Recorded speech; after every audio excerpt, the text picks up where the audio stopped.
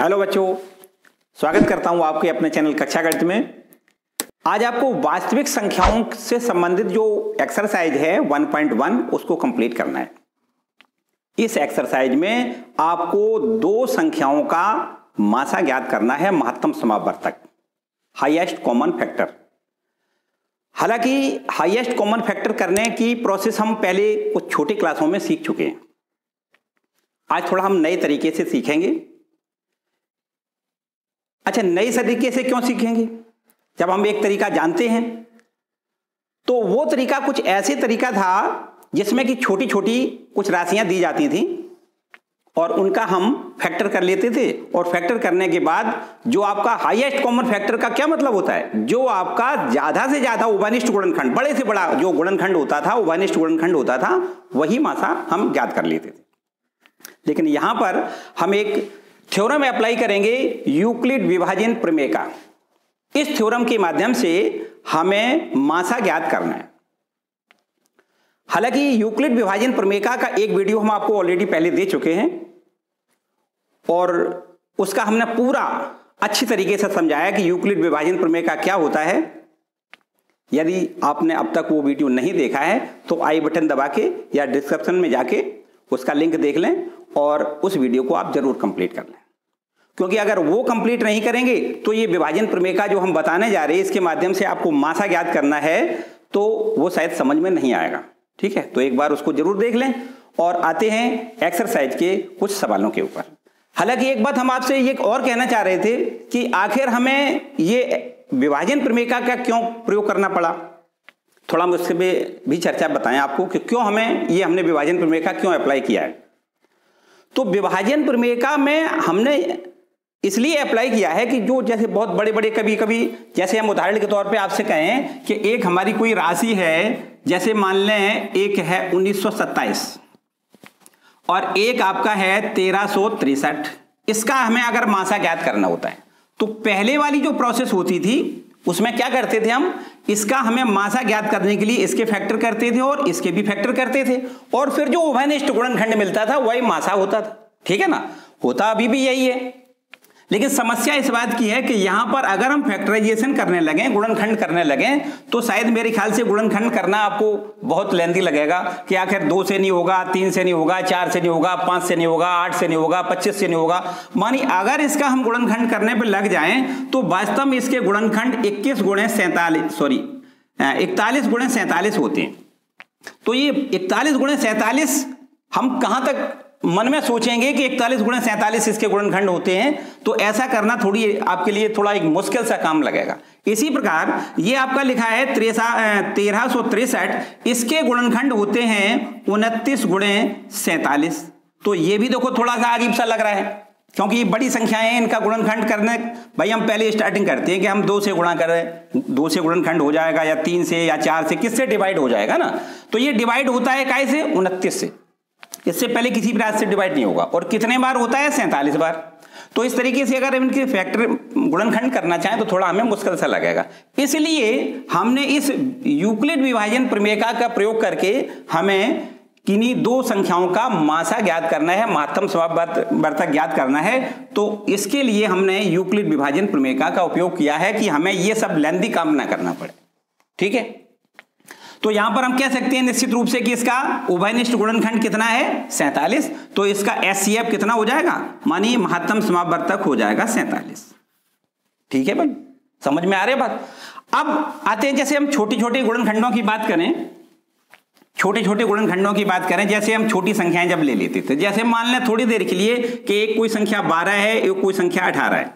ठीक, तो अगर हम इसके यहां पर वो पुरानी वाली प्रोसेस जो हमने बताई है कक्षा 6 से और अब तक आपने बहुत बार हर क्लास में लगभग पढ़ाई जाती है, तो यहां पर देख जैसे हम 12 के गुणनखंड करते हैं तो अगर ऐसे लिख दें कि 2 से डिवाइड करेंगे 6 बार हो जाएगा, फिर 2 से डिवाइड करेंगे 3 बार हो जाएगा, फिर 3 से डिवाइड करेंगे 1 बार हो जाएगा। तो इसके हम गुणनखंड कर लेते हैं कितने, 2 गुणे 2 गुणे 3।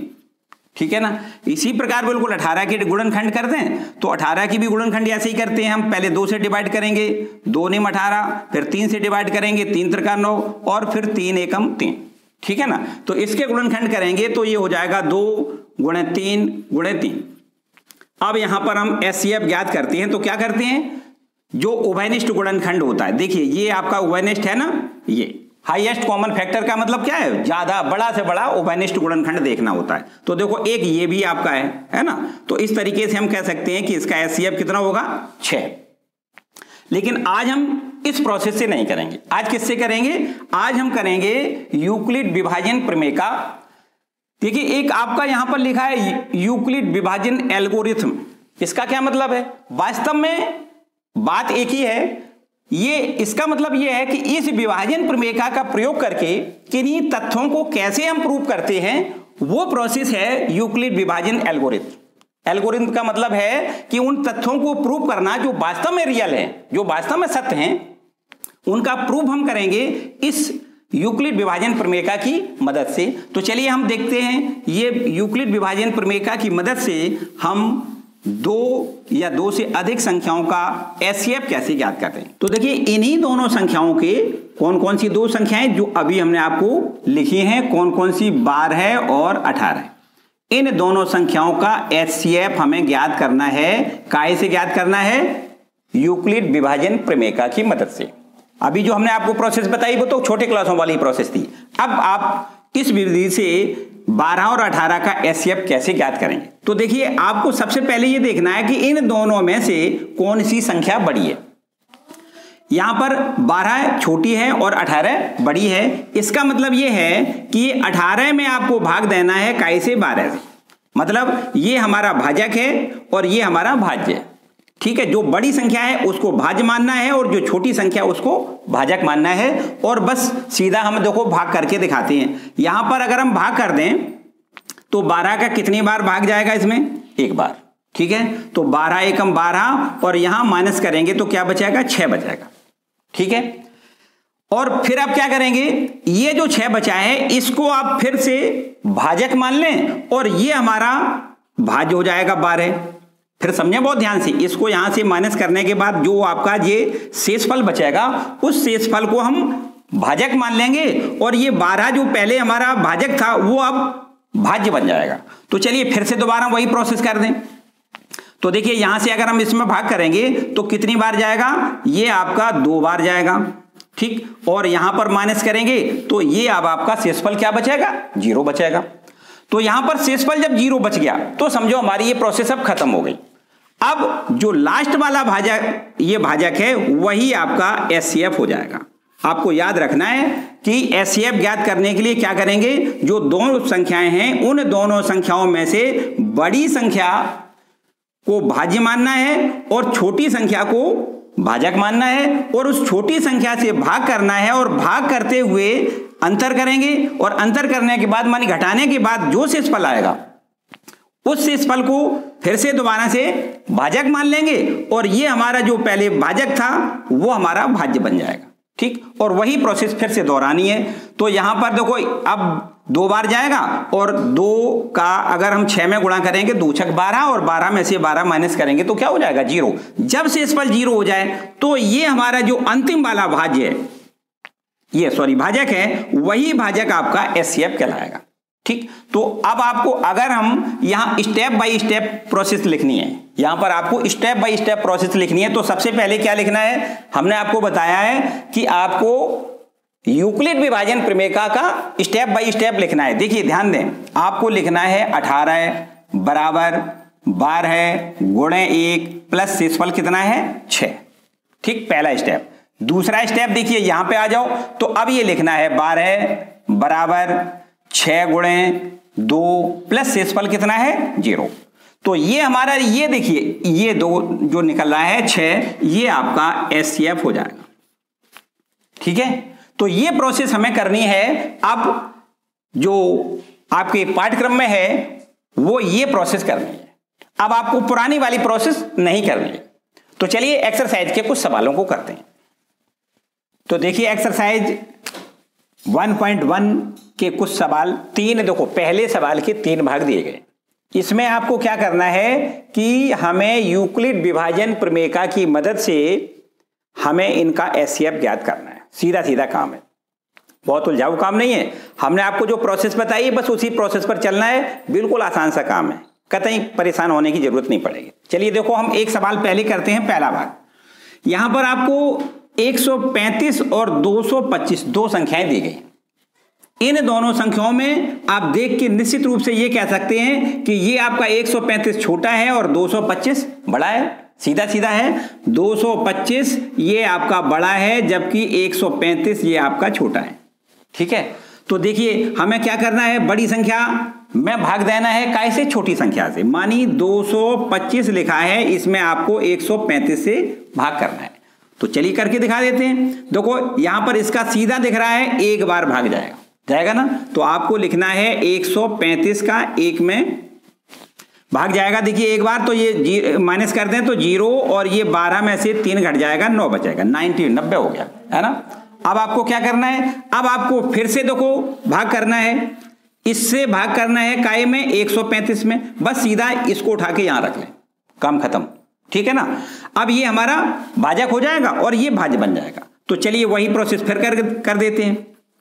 यहां से देखिए इसमें जाएगा भाग केवल एक बार, जाएगा ना एक बार, तो एक बार कर देते हैं। देखो 90 और इसको हम फिर माइनस करेंगे तो 5 बचेगा और ये बचेगा आपका 13 में से 4 घट जाएगा तो 45। वही बिल्कुल प्रोसेस फिर कर देते हैं। देखो जो अभी हमने बताया आपको, यहां ये आपका फिर भाजक बन जाएगा और इसको यहां भाज्य बना लेंगे, 90 यहां अंदर रख दें। देखो अब करें कितने बार, देखो यहां से इसमें कितने बार भाग जाएगा, 2 बार जाएगा। 45 दूनी 90 होता है, घटा दें तो ये आपका क्या हो जाएगा, 0।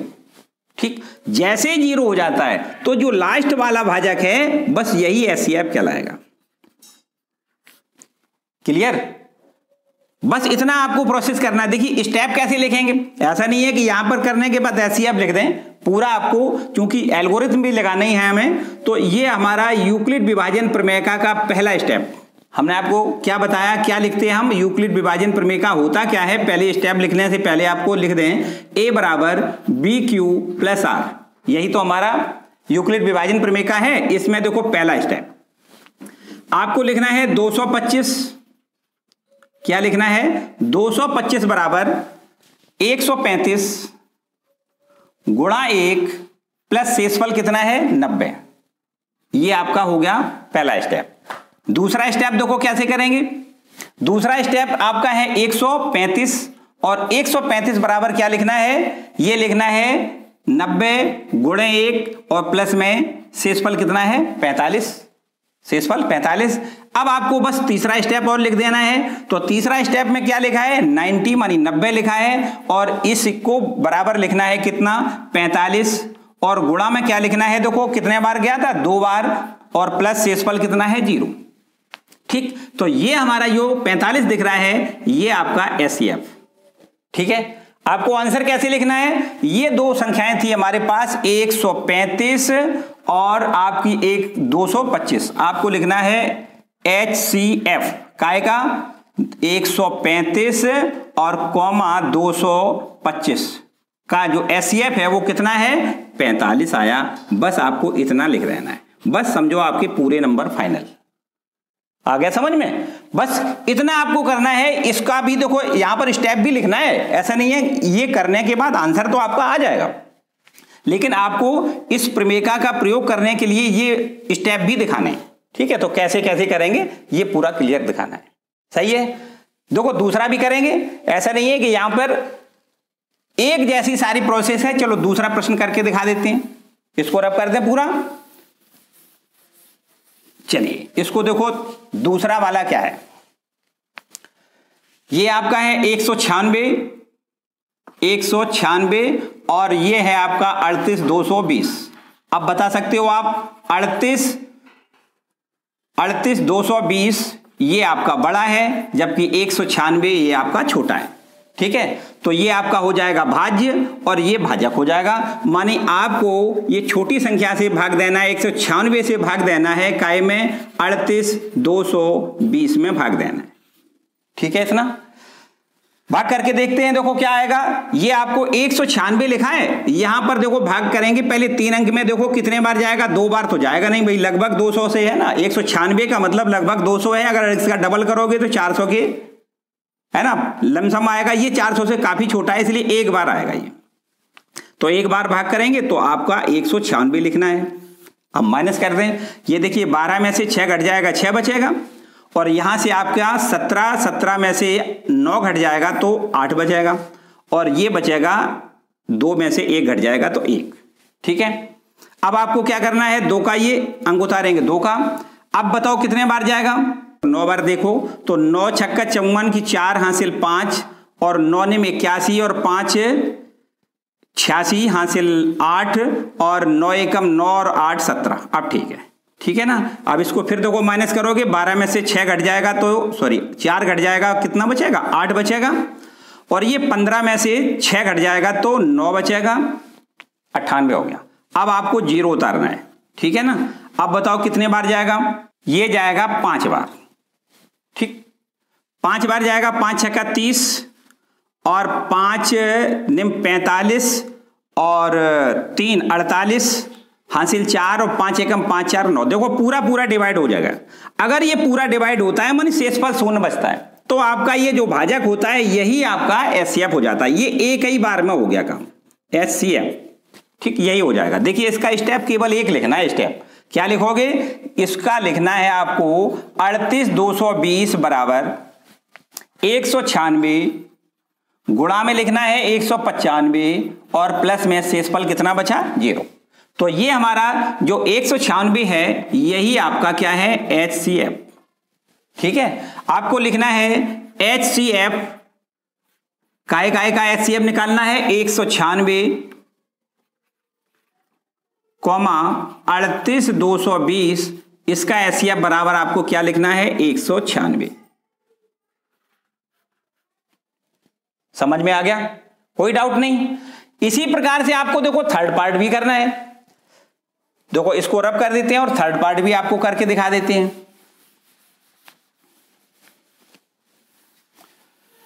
इसमें देखो क्या है, कौन सा बड़ा है कौन सा छोटा है आपको करना है। ये थर्ड पार्ट, इसमें कौन सा बड़ा दिख रहा है, आपको दिख रहा है 867, ये बड़ा है काय से, 255 से। तो देखिए ये संख्या आपकी बड़ी है और ये छोटी है, तो आपको क्या करना है, 255 से भाग करना है 867 में। तो देखिए कितने बार भाग जाएगा, सबसे पहले 3 बार भाग जाएगा। देखिए 3 पंचे 15 हासिल 1, 3 पंचे 15 1 16 हासिल 1, और 3 दूनी 6 और 1 7। कितने बार चला गया, 3 बार। अब यहां पर माइनस कर दें तो ये बचेगा कितना, 2, 6 में से 6 घट जाएगा 0, और 8 में से 7 घट जाएगा तो बचेगा 1। अब क्या कर दें, अब आपका 102 ये हमारा भाजक बन जाएगा और भाज्य बन जाएगा 255। ठीक है, देखो फिर से भाग कर दें तो यहां पर कितने बार जाएगा, 2 बार जाएगा। 2 दूनी 4, 0 2 1 2 एकम 2, फिर माइनस करेंगे तो 1, और ये आपका 5। ठीक है, अब ये 51, देखो जब तक आपको ऐसा करना है जब तक कि शेषफल शून्य ना आ जाए। तो अब आपका ये 51 बच गया। अब इसको आप फिर से 102 से 102 में भाग कर दें तो चलिए यहां पर देखो कितने बार जाएगा, ये आपका जाएगा 2 बार। तो 51 दूना आपका सीधा 102 होता है। ठीक, तो अब इसका माइनस करेंगे तो शेषफल क्या आएगा, 0। जैसे ही शेषफल 0 आ जाए वैसे ही आपको अंतिम भाजक को लिखना है, जो अंतिम भाजक है बस वही आपका एचसीएफ हो जाएगा। ये आपका होगा एचसीएफ। ठीक, इसके स्टेप लिख देते हैं। तो देखिए सबसे पहले स्टेप पे क्या लिखेंगे, ये लिखा है 867। क्या लिखा है, 867। 867 बराबर लिखना है 255 गुणा में 3 और प्लस में शेषफल कितना है, 102। 102। ठीक है, अब आपको स्टेप नंबर ये दूसरा लिखना है। तो दूसरे स्टेप में क्या लिखना है, 255 बराबर में लिखना है 102 गुणा में कितने बार गया थे, 3 बार, और प्लस शेषफल कितना है, 51। ठीक है, एक स्टेप ये हो गया। अब आपका एक तीसरा स्टेप और लिखना है। तो तीसरा स्टेप में क्या लिखना है, 102 बराबर 51 गुणा में 2 और प्लस शेषफल कितना, 0। तो ये हमारा जो दिख रहा है ये है एचसीएफ। ठीक है, आंसर कैसे लिखेंगे, आपको ये लिखना है, देखिए ये है 867, यहां लिख दें एचसीएफ। काय का एचसीएफ 867, 255, और बराबर में कितना आया 51। जितना एचसीएफ आया वो आपको लिखना है। ठीक है, क्लियर हो गया। तो इस तरीके से ये आपके पहले क्वेश्चन के तीनों पार्ट हमने कंप्लीट कर दिए। तो चलिए नेक्स्ट क्वेश्चन देखते हैं। देखिए क्वेश्चन नंबर दूसरा लिखा है, दर्शाइए कि कोई धनात्मक विषम पूर्णांक 6q+1, 6q+3 या 6q+5 के रूप का होता है जबकि q कोई पूर्णांक है। देखिए यहां पर आपको यूक्लिड विभाजन प्रमेय से के द्वारा हमें यह दर्शाना है कि धनात्मक विषम पूर्णांक जो होता है वो 6q+1 या 6q+3 या 6q+5 के रूप का होता है। यह हमें यूक्लिड विभाजन प्रमेय के अनुसार दिखाना है। तो देखिए यूक्लिड विभाजन प्रमेय का होता क्या है, यहां लिखें यूक्लिड विभाजन प्रमेय से, यूक्लिड विभाजन प्रमेय से हम कह सकते हैं a बराबर होता है BQ+R। ठीक है, यही तो यूक्लिड विभाजन प्रमेय का है, जबकि हमें पता है कि r का मान b से छोटा होना चाहिए और शून्य से बड़ा होना चाहिए। शून्य होना चाहिए या शून्य से बड़ा होना चाहिए, जबकि b से छोटा होना चाहिए r का मान। तो देखिए यहां पर अगर हम यहां पर देखें b का मान 6 रख दें, b बराबर 6 रखें तो क्या हो जाएगा, a बराबर हो जाएगा 6q+r, जबकि r बराबर हमने आपको यहां पर देखो क्या लिखा है, r का मान कितना होगा, r का मान होगा वो 6 से कम होगा, मानी b से कम होगा। अर्थात ये हो सकता है 0 या 1 या 2 या 3 या 4 या 5, इनमें से कुछ हो सकता है, 6 नहीं हो सकता, 6 से कम होगा। और कहां तक होगा, 0 तक। तो 0 1 2 3 4 5 कुछ भी हो सकता है। यहां पर देखिए अगर हम r बराबर 1 लिख दें, सॉरी पहले 0 से लिख दें, r बराबर 0 रखने पर अगर हम r का मान 0 रख दें तो a बराबर क्या हो जाएगा, ये हो जाएगा देखो 6q+r का मान क्या रख दें 0, तब हमारे पास a बराबर क्या हो जाएगा, ये हो जाएगा a बराबर 6q। अब आप ये कह सकते हो कि ये 6q संख्या है, वो संख्या कैसी है, ये सम है। क्यों, क्योंकि ये 2 से कट जाएगी। ये काय से कट जाएगी, 2 से। जो संख्याएं 2 के पाड़े से कट जाती हैं वो सभी संख्याएं सम होती हैं, तो इसलिए हम इसको क्या कह सकते हैं, सम संख्या।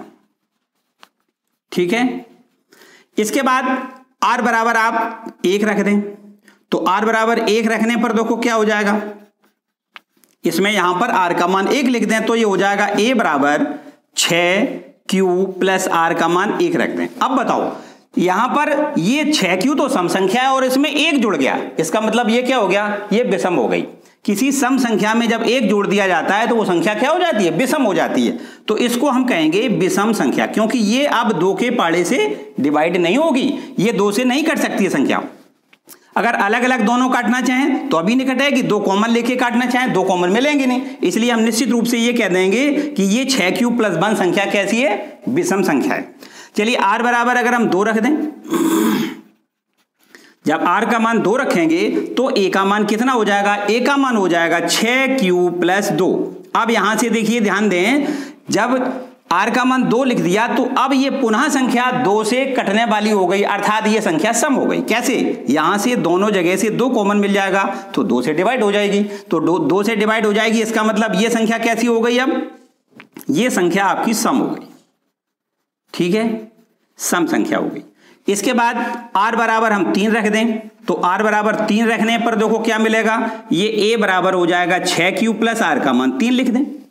तो अब आप समझो ये 2 को 2 से फिर नहीं कटेगी, यहां पर 2 का अगर हम कॉमन लेना चाहें तो अब नहीं कॉमन आएगा, इसका मतलब ये संख्या 2 से नहीं कटेगी, और जब 2 से नहीं कटेगी तो इसका मतलब फिर ये विषम हो गई।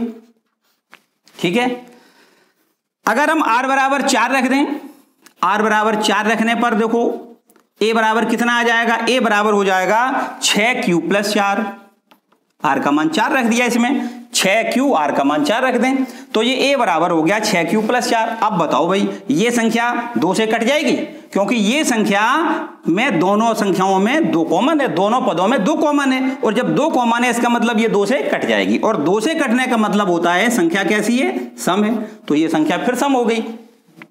यदि a बराबर हम 5 रख दें तो a बराबर 5 रखने पर देखो क्या होगा, a बराबर हो जाएगा 6q प्लस r का मान हम 5 रख दें। तो अब बताओ ये संख्या कैसी हो गई, फिर ये 2 से नहीं कटेगी, इसका मतलब फिर ये विषम हो गई। तो जो विषम संख्याएं हुई हैं वो देखो कौन कौन सी, पहली ये लिखिए, ये तो सम हो गई, ये देखो विषम हो गई। तो विषम संख्या कौन सी हो गई, 6q प्लस 1, 6q प्लस 3 या 6q प्लस 5। यही हमसे सिद्ध करवाया गया है कि कोई धनात्मक विषम पूर्णांक किस रूप में होगा, विषम वाले है ना, विषम को देखना है। ये देखो विषम है, ये विषम है और आपका ये विषम है। तो ये विषम पूर्णांक कौन कौन से हैं, 6q प्लस 1, 6q प्लस 3 और 6q प्लस 5 के रूप के हो सकते हैं। ये देखो है आपका 6q प्लस 1 और ये है 6q प्लस 3 और ये है 6q प्लस 5। समझ में आया। तो कोई भी धनात्मक विषम पूर्णांक जो होता है वो 6q प्लस 1 के रूप का हो सकता है या 6q प्लस 3 के रूप का हो सकता है या 6q प्लस 5 के रूप का हो सकता है। तो आपको यहां पर वही स्टेटमेंट लिखना है, अतः कोई 6q plus 1, 6q plus 1, 6q plus 1 या 6q प्लस 3 या हम कह सकते हैं 6q प्लस 5 के रूप का होता है, के रूप में होता है। देखो हमें यही प्रूव करवाया गया था कि कोई भी धनात्मक पूर्णांक किस रूप में होता है, 6q प्लस 1 के रूप में। अगर कोई धनात्मक विषम पूर्णांक है तो वह या तो 6q प्लस 1 के रूप में होता है या 6q प्लस 3 के रूप में अथवा 6q प्लस 5 के रूप का होता है। प्रूव हो गया एकदम। और बस मेरे ख्याल से सारे क्वेश्चनों में आपको थोड़ी सी समझदारी बरतनी है, बहुत आराम से समझना होता है। पहले जो इबारती सवाल लिखे होते हैं उनको सबसे पहले धीमे धीमे से पढ़ना होता है, उसका अर्थ समझना होता है कि मुझे क्या दिया गया है, और इसके लगाने की प्रोसेस अपने दिमाग में पहले घुमाओ कि हमें ऐसे ऐसे करना है और इसके बाद स्टार्ट करो तो निश्चित रूप से आपका सवाल सही हो जाएगा। ठीक है, तो इस तरीके से ये क्वेश्चन कंप्लीट हो गया। तो इसके आगे जो आपका क्वेश्चन नंबर 3 है उस पर विचार लगाओ। क्वेश्चन नंबर 3 देखिए, किसी परेड में 616 सदस्यों वाली एक सेना आर्मी की टुकड़ी को 32 सदस्यों वाले एक आर्मी बैंड के पीछे मार्च करना है। दोनों समूहों को समान संख्या वाले स्तंभों में मार्च करना है। उन स्तंभों की अधिकतम संख्या क्या है जिसमें वे मार्च कर सकते हैं। देखो ये 616 सदस्य हैं, आर्मी के जवान हैं 616 और उनके आगे आगे 32 सदस्यों वाले एक आर्मी बैंड के को आगे चलना है और इनको पीछे चलना है और स्तंभों में चलना है। तो उन स्तंभों की अधिकतम संख्या कितनी है, थोड़ा इस पर फोकस मारें। अधिकतम संख्या, स्तंभों की अधिकतम संख्या कितनी है। तो जहां पर अधिकतम शब्द लिखा होता है इसका मतलब यह होता है कि ये दो जो आपकी दो टुकड़ियां हैं, एक 616 सदस्यों की आर्मी बैंड की आर्मी की टुकड़ी है और इसके बाद में ये बैंड के 32 जवान हैं। इनमें आपसे पूछा गया है कि स्तंभों की अधिकतम संख्या कितनी है जिसमें इनको मार्च करना है। तो इसका हमें मासा ज्ञात करना है और मासा ज्ञात करने का अभी हमने आपको बताया, यूक्लिड विभाजन प्रमेय से ही इसका मासा ज्ञात हो जाएगा। देखिए यहां पर आपको 616 ये लिखे हैं 616, जबकि 616 बड़ा है काय से, 32 से। इसका मतलब क्या हुआ, इसका मतलब यह हुआ कि आपको 32 से भाग करना है काहे में, 616 में। ठीक है, तो चलिए भाग करके दिखा देते हैं। यहां पर देखो इसका भाग एक बार तो जाएगा भाई, एक बार दें तो 32 एकम 32। ठीक है, यहां पर देखो 11 और 11 में से अगर 2 घटाएंगे तो कितना बचेगा, 9, और ये आपका 5, 5 में से 3 घट जाएगा तो 2 बचेगा। अब अंक आपको उतारना है कितने का, 6 का। ठीक है, अब ये बार कितने बार जाएगा, ये जाएगा 9 बार। देखो 9 दूनी 18, हासिल 1 और 9 तिया 27 और 1 28, चला गया 9 बार। ठीक है ना, तो यहां पर इसको घटा दें, देखो 16 में से 8 घट जाएगा, 8 बचेगा, और ये 8 में से 8 घट गए, 0 बचेगा, मानी 8 आएगा। अब देखो यही क्रिया को फिर दोहराना है आपको। क्या करना है, इसमें 8 से अब भाग देना है काय में, 32 में। ठीक है, तो चलो भाग दे के देखो, 8 चौको 32, ये पूरा चला गया। देखो तो यहां पर शेषफल क्या बचा, 0। जब शेषफल 0 बचे तो हमने क्या बताया, जो अंतिम भाजक होगा यही आपका मासा कहलाएगा। और मासा का मतलब क्या है, स्तंभों की अधिकतम संख्या वही मासा के बराबर हो जाएगी, ठीक है ना। तो आपको यहां पर लिखना है, ये देखो है आपके पास 616 और ये 32, इसका आपका HCF आ जाएगा कितना, HCF बराबर आपका ये कितना हो जाएगा 8। मानी आपको लिखना है अधिकतम स्तंभों की संख्या, अधिकतम स्तंभों की संख्या, अधिकतम स्तंभों की संख्या बराबर क्या लिखना है 8। ठीक है, क्लियर हो गया। नेक्स्ट क्वेश्चन देखें। देखिए क्वेश्चन नंबर 4, यूक्लिड विभाजन प्रमेयिका का प्रयोग करके दर्शाइए कि किसी धनात्मक पूर्णांक का वर्ग किसी पूर्णांक m के लिए 3m या 3m प्लस 1 के रूप का होता है। देखिए आप जानते हैं यूक्लिड विभाजन प्रमेयिका से क्या जानते हैं, कोई पूर्णांक a बराबर लिखा जाता है bq प्लस r, जबकि ये भी जानते हैं कि r का मान b से छोटा होता है तथा 0 या 0 से बड़ा होता है, ठीक है ना। देखिए अगर आप b बराबर यहां पर 3 रख दें, b बराबर 3 रखने पर, तो अगर हम b का मान 3 लिख दें तो देखो a बराबर कितना हो जाएगा, ये हो जाएगा 3q प्लस r, जबकि r बराबर कितना है, r का मान हमने बताया b से छोटा, मानी 3 से छोटा होना चाहिए और कहां तक 0 के बराबर होना चाहिए। अर्थात हम ये कह सकते हैं कि r का मान 0 भी हो सकता है, 1 हो सकता है या 2 हो सकता है, 3 नहीं, 3 से छोटा, ठीक है ना। तो r बराबर 0, 1 और 2 हो सकता है। तो देखिए यहां पर अगर हम r बराबर 0 लिख दें,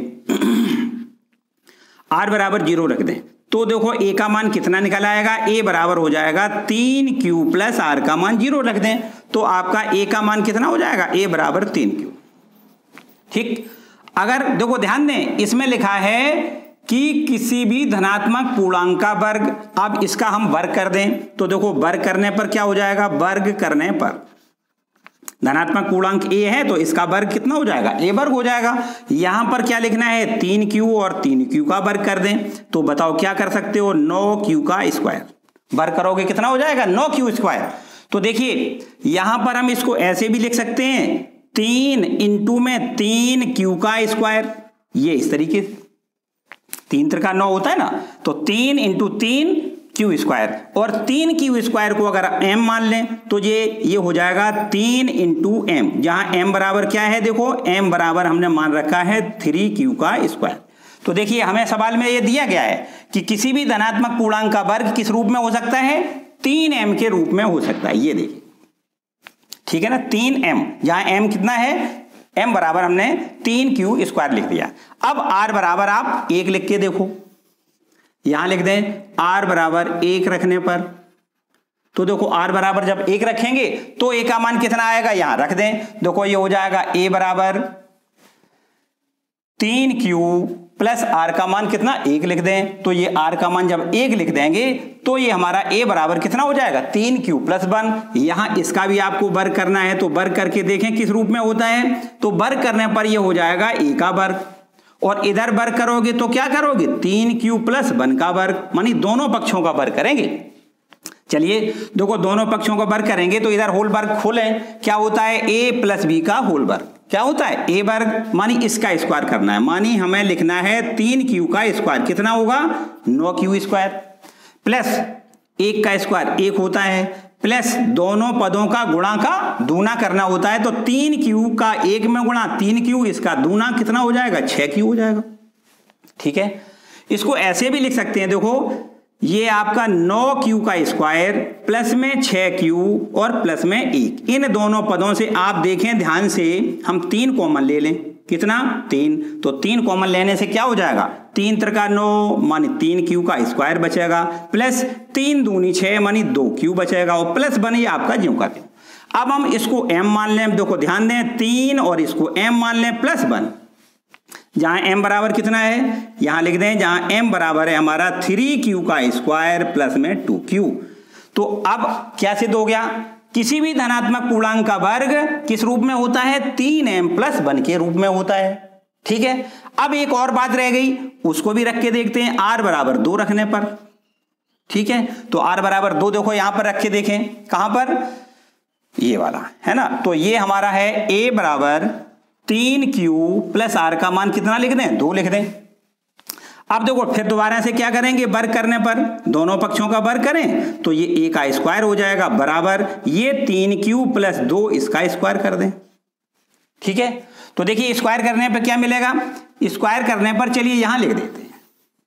ठीक है, तो स्क्वायर a का स्क्वायर और बराबर का निशान लगाएं, इसका होल स्क्वायर यहां भी तोड़ें, तो a का स्क्वायर प्लस b का square plus twice A B, तो यहां हो जाएगा देखो 3q का जब स्क्वायर करोगे तो इसको लिखोगे 9q का स्क्वायर प्लस 2 का स्क्वायर लिखोगे कितना 4 हो जाएगा, प्लस 3 दूनी 6 और 6 दूनी 12q हो जाएगा, प्लस में लिख दें 12q। ठीक है, या इसको हम ऐसे लिख दें, देखो थोड़ा सा घुमा के लिखेंगे 9q का स्क्वायर प्लस में 12q प्लस ये 4 लिखा है जो 4, इसको थोड़ा ध्यान से समझें, ये 4 लिखा है, इसको हम 3 प्लस 1 लिख दें तो कोई समस्या नहीं। अब यहां से हमने ऐसा इसलिए किया है कि यहां इन तीनों पदों से आपको 3 कॉमन लेना है, कितना 3, तो 3 त्रिका 9 माने 3q स्क्वायर बचेगा प्लस 3 चौको 12 4q बचेगा और प्लस यहां पर 3 से 3 कट जाएगा 1 बचेगा और प्लस का 1 ये हमारा ज्यों का त्यों, तो यहां पर 3 और इस पूरे ब्रैकेट को आप m मान लें और प्लस 1 ज्यों का त्यों। ठीक है, जहां m बराबर कितना हमने माना है लिख दें, जहां m बराबर है 3q स्क्वायर प्लस में 4q प्लस 1। तो देखिए ध्यान दें, यहां पर हमने आपको जो बताया है, देखिए हमने आपको यहां पर यह बताया गया है, इसमें सिद्ध करवाया गया है कि किसी भी धनात्मक पूर्णांक का वर्ग किस रूप में होता है, 3m या 3m प्लस 1 के रूप में होता है। तो देखिए यहां पर धनात्मक पूर्णांक का वर्ग किस रूप में हुआ है, ये देखो पहले तो 3m के रूप में, ठीक, अगर हम r बराबर 1 लिख दें तो ये हमारी पूर्णांक a बराबर 3q प्लस 1 हुआ, इसका वर्ग करेंगे तो इसका वर्ग भी देखो हमने वर्ग किया है तो किस रूप में मिला, 3m प्लस 1 के रूप में मिला। अगर r बराबर 2 रख दें तो जो धनात्मक पूर्णांक मिला है वो ये है और इसका वर्ग जब हमने किया है तो ये भी आपका 3m प्लस 1 के रूप में होता है। यही तो सिद्ध करवाया गया है कि किसी भी धनात्मक पूर्णांक का वर्ग करने पर क्या मिलता है, या तो 3m के रूप में मिलता है या 3m प्लस 1 के रूप में मिलता है। तो देखिए 3m के रूप में मिलता है या 3m प्लस 1 के रूप में होता है। तो आपको यहां आंसर में क्या लिखना है, अतः किसी धनात्मक पूर्णांक का वर्ग, किसी भी धनात्मक पूर्णांक का वर्ग 3m या 3m प्लस 1 के रूप में होता है। बोलो भाई समझ में आ गया, क्लियर, एकदम फर्स्ट क्लास। चलिए नेक्स्ट क्वेश्चन, एक आखिरी क्वेश्चन और है उसको भी देख लेते हैं, वो क्यों रह जाए, हालांकि सिंपल सा काम है, बिल्कुल जैसे कि हमने इसमें किया है वैसे ही उसमें है, थोड़ा सा भाषा बदली हुई है, उसको भी देख लेते हैं। चलिए नेक्स्ट क्वेश्चन देखिए, आखिरी क्वेश्चन है 5वां, यूक्लिड विभाजन एल्गोरिथम का प्रयोग करके दर्शाइए कि किसी धनात्मक पूर्णांक का घन, यहां पर पिछले वाले सवाल में क्या था, किसी भी धनात्मक पूर्णांक का वर्ग, और यहां पर क्या है घन, मतलब क्यूब, कितना होता है 9m या 9m प्लस 1 अथवा 9m प्लस 8 के रूप का होता है। सिंपल सी बात है बिल्कुल। देखिए अगर हम ये मान लेते हैं, यहां पर लिखते हैं, माने नहीं बल्कि लिखते हैं यूक्लिड विभाजन प्रमेय से, यूक्लिड विभाजन प्रमेय से देखिए a बराबर क्या होता है, bq प्लस r। ठीक है, अगर हम देखो r बराबर 9 लिख दें, देखो ध्यान से यहां पर b बराबर अगर हम 9 रख दें तो थोड़ी एक समस्या लगेगी, क्योंकि अगर हम b का मान 9 लिखेंगे तो r का मान 0 से 8 तक कहीं भी हो सकता है, मतलब 0 1 2 3 4 5 6 7 8 तो स्टेप बढ़ जाएंगे। तो हम r बराबर ये b का मान 9 ना लेके अगर हम b बराबर रख दें, b बराबर क्या लिख दें, 3 लिख दें, b बराबर कितना लिख दें 3, क्योंकि 9 का गुणक भी 3 होता है ना, तो इसलिए हम 3 से काम चलाएंगे। अगर हम b बराबर 3 लिख दें तो ये देखिए ध्यान दें, हमने आपको बताया कि a बराबर bq प्लस r जो होता है उसमें r का मान b से छोटा होता है, जबकि 0 या 0 से बड़ा होता है। ठीक है ना, तो यहां पर अगर हम b बराबर 3 रखें तो r का मान कितना हो जाएगा, r का मान 3 से छोटा हो जाएगा, अर्थात 3 से छोटा मानी 2 हो सकता है, 1 हो सकता है या 0 हो सकता है। तो r बराबर हम लिखेंगे 0, 1 या 2। ठीक, r बराबर 0, 1, 2 रखने पर देखो ध्यान दें तो यहां पर हमारे पास a बराबर कितना हो जाएगा, a बराबर हो जाएगा b का मान अगर 3 लिख दें तो 3q प्लस r का मान r। ठीक है, अब हम r बराबर सबसे पहले क्या करेंगे, r बराबर 0 रखेंगे। अगर हम r का मान 0 रख दें तो a बराबर कितना हो जाएगा, a बराबर हो जाएगा 3q प्लस r का मान 0, अर्थात 3q। अब इसका हमें क्या करना है, घन करना है। देखिए तो लिख दें दोनों पक्षों का घन करने पर, घन करेंगे तो a का क्यूब मानी a का घन और इधर 3q का घन।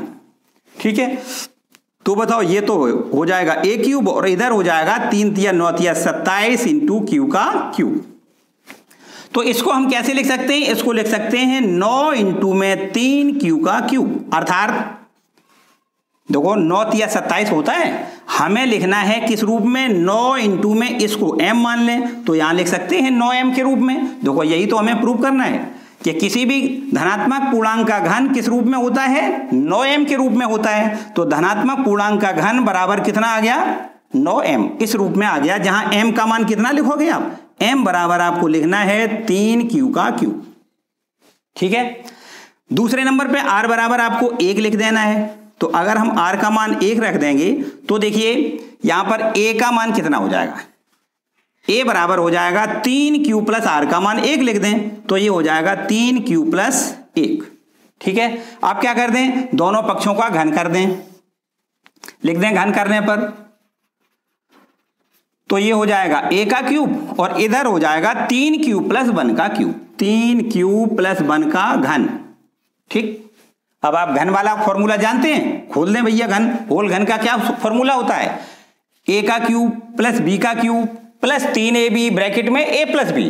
तो वही वाला फॉर्मूला यहां अप्लाई करेंगे तो ये हमारा हो जाएगा 3q का क्यूब प्लस 1 का क्यूब 1 होता है प्लस 3 इंटू 3q इंटू 1 और ब्रैकेट में लिखना है 3q प्लस 1। ठीक है, इसको और आगे बढ़ाएंगे, ये हो जाएगा 3 तिया 9 तिया 27 q का क्यूब प्लस 1 प्लस 3 का 9q, ये हो गया 9q और 9q का 3q में गुणा कर दें तो 9 तिया 27 q का क्यूब स्क्वायर हो जाएगा जी, और प्लस अब 1 में गुणा कर दें, 9q का 1 में गुणा करेंगे तो 9q हो जाएगा।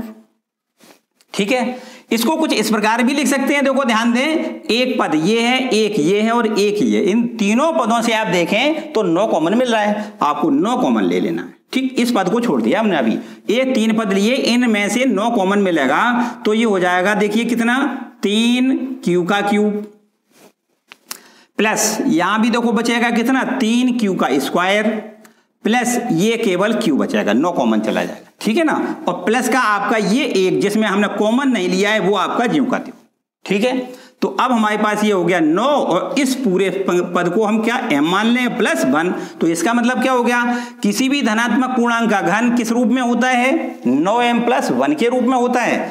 यहां लिख दें, जहां m बराबर कितना हमने माना है, m बराबर हमने लिखा है 3q का क्यूब प्लस में 3q का स्क्वायर प्लस q। क्लियर हो गया।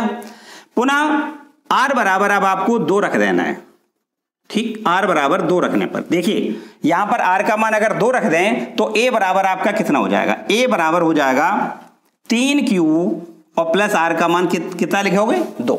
अब फिर वही बात देखो घन करने पर, अगर घन करेंगे यहां लिख दें घन करने पर, घन करेंगे तो क्या हो जाएगा, a का क्यूब बराबर इधर कितना हो जाएगा, 3q प्लस 2 का क्यूब।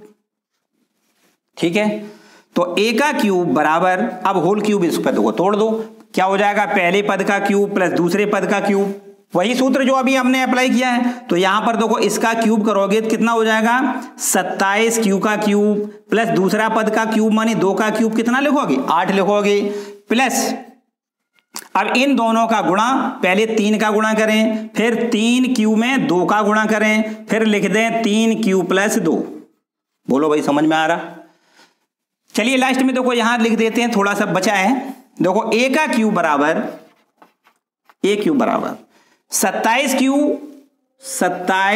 क्यू का क्यूब प्लस में 8